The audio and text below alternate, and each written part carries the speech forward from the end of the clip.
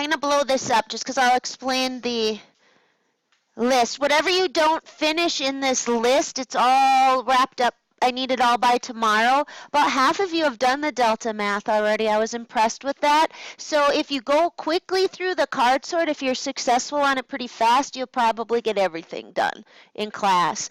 If you haven't started the Delta math, I want to give you a little warning to read really careful, because when I've been creeping on the results of people who have done it, it goes red, red, and then I can tell that there's like a pause, and people are like, I better kind of figure out how I'm supposed to read this, and then it goes green, green, green. So it's people not reading it carefully. So when you do that Desmos, make sure you read. If it says pick a function that is continuous and not differentiable, some people didn't read that is continuous part, and then they're entering, and then it sets a penalty. So just read it really carefully. It'll go faster, right? People who have done it already, right? There's about half of you. You don't want to admit it. But anyway, we're going to take 10 minutes of notes. The card sort has been all over the place today. I've had people done in 5 minutes and people who still haven't gotten all green cards. And I can't predict who's going to be in what pool. It's so unpredictable. I can tell you that if you're trying to be like the first one done and be really fast, actually if you're approaching them really fast, you end up having them wrong. So like Yoder was my first one done in second hour, and she was the only one writing something for every one of them. And it made her go faster than the people trying to do it in their head. So just kind of watch out for that. It's been going well today.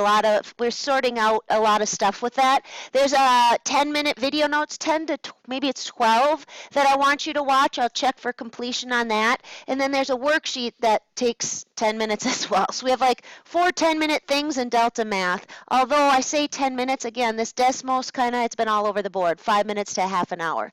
So that one we'll just see. It's kind of fun to do. I like it a lot. So in what we're going to practice today, it's our last day of like the prequel to derivatives, and then tomorrow we start actually taking them by hand, not looking at graphs, not doing it the long way, but we'll actually start getting all our rules. So in your notes, I want you to go to the page that looks like, boy, I wish I had it open. There it is, right here.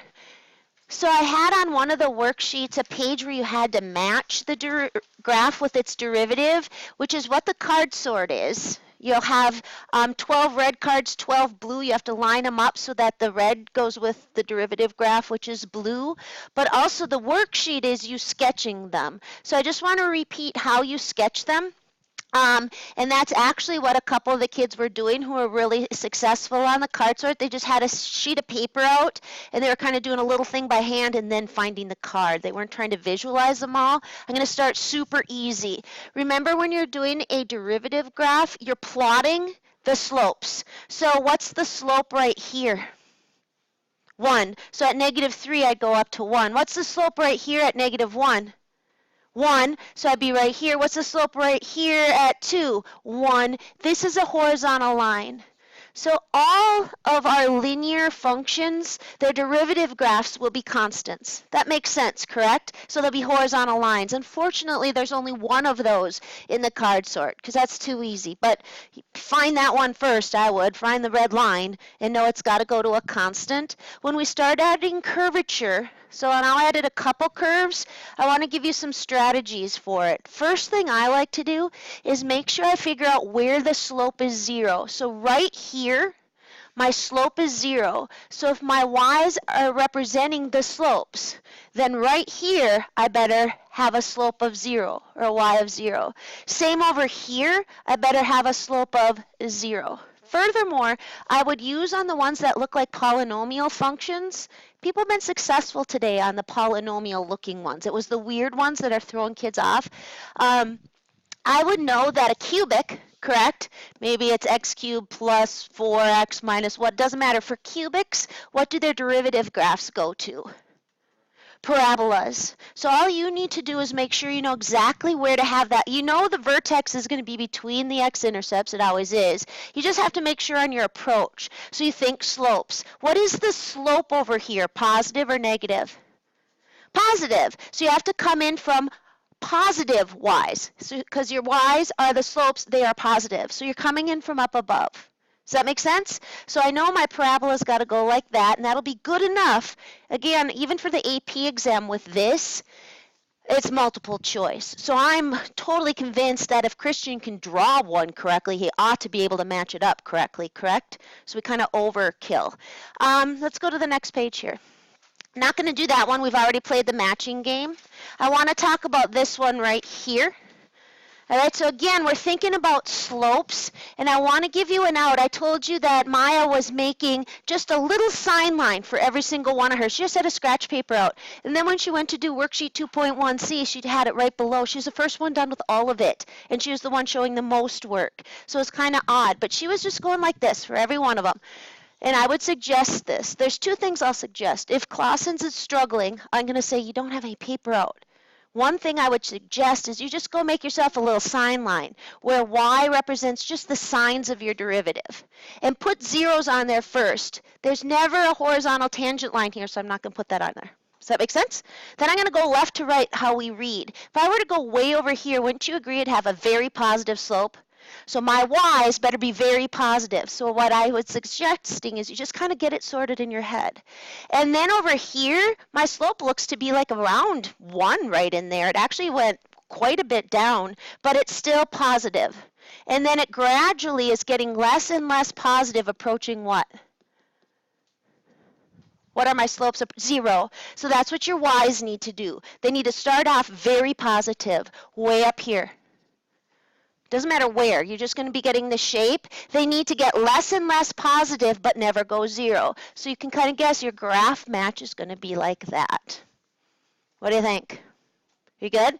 Now, if that's still not working for Clausen, like suppose Christian's like, I still can't see it. The sign line's not helpful. I want you ultimately just to be able to do it. I don't care how fast you are. I just want accuracy. So I'm going to tell him, I want you to make a table of values that's sort of fake. And I'll say, Christian, over here, way close to 0, like let's say at 1/10, this guy's very steep. Pick a number.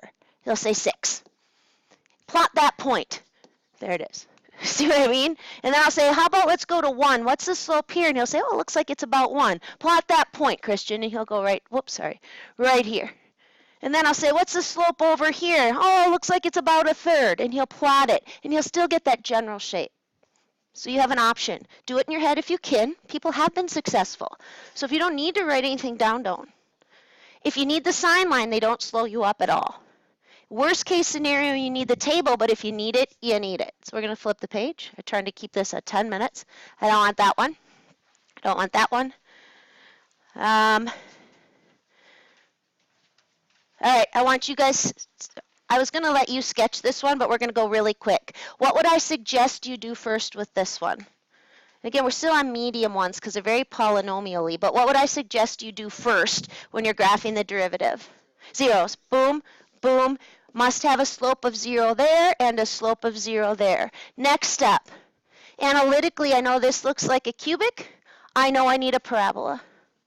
Correct? Then I have to decide whether I come from above or come from below. It's about slopes. What's the slope over here, positive or negative? My y's better be negative over here, which locks me into this sort of a shape. That's a medium one. Now take out, again, these are screenshot off the internet. I didn't find good ones that I thought were hard enough, which is why I have that hand-drawn sheet. And I don't need to do all of them. I'm going to do the kind they were struggling with last hour. So we're actually going to go to this side. Kids who are showing red cards, a lot of them were having issues when there were asymptotes on the graph and it wasn't a polynomial. Like you can't say, oh, this is going to look like a parabola. I don't think so. Or you can't say this is going to look cubic because it was originally a W. Doesn't work that way. You have to think slopes. So I'm going to make a little sign line because I don't know what this is going to look like. I'm going to go over, is there anywhere where the slope is 0? No. Right? So you're shaking your head no. Right here, it's very, very slightly positive. I would go over here and go very slightly positive.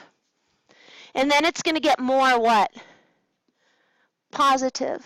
So more positive until we hit 0. At 0, the function's not differentiable. There's an asymptote on the original function. There's going to be an asymptote on the derivative function. So I'm going to put here like infinity just so I kind of know what's going on. I've got an asymptote there. Now, right here, what's the slope? Very what? Negative. Exactly. And then less and less so. Never 0, correct? So no x. Now watch me sketch that just from a crappy sign line. Actually, I love the sign lines. I'm going to have my y's be slightly positive, getting more and more and more so. Boom. Boy, it looks like a lot like the original. However, on this side, my y's have to be very negative. Where am I going to come in from? Over in this quadrant. Where am I going to come in from, guys? Down below. Yeah, my y, and if you're struggling with that, I'll say pick your favorite slope here at 1, and you might say -8. I'd say go to 1, -8, and it'll force you. Think of plotting points, plotting slopes. This one's going to go like that. A lot of kids on the card sort chose one that went like this, which goes with a different graph. So you actually have to, they're so close, you actually have to think them out. Last one. I'm close. I'm at 11. All right. This one actually is on the card sort, but kids still were getting it wrong. So again, this isn't polynomial, so I can't just say it's going to make a line, it's going to make a parabola, it's going to make an S-curve. I don't know yet, but I do know one thing for sure. My slope is 0 at 0. It better go through the origin. I would even go right here and say at 0, the slope is 0. Then again, I would think of signs, and if that's not helpful, actually pick fake numbers. Over here, if I were to ask Gunnar if he's struggling, I'll say, Gunnar, what is the slope here? Make a guess. He better say something like 1, even smaller, but it's very, like 1/3, 1. He knows it's very small, so put a little plus there. Or make a table and actually put that on there. He said negative. He changed his answer, I think, to 1/5. Sure, go plot that. You're very close to the x-axis. Next step, if I were to say, now, Gunnar, what is your guess for the slope right here? Well, he knows it's still positive, more than it was over here. So a half maybe, right? So if he's going to plot points, I'd say, well, you're telling me that a -2, it's at about a half. Correct? And then it got a little steeper even here at -1, but then started to get gradual. So here's what we've got going. The y's are going up, up, up, up, up, up, up, but then they start to go down. So it's kind of going like this. Do you get why? Take a look, Christian.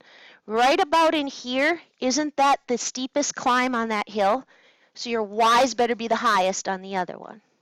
Now watch over here. If I were to stick with Gunnar, hey Gunnar, pick a slope for right here, right by 0. What would you say? Negative a fraction. Yeah, so just go think of that being like right here, right? But then it's going to go more negative, so your y's better drop. This is the part where you go down the roller coaster or the hill and your stomach goes, whoa.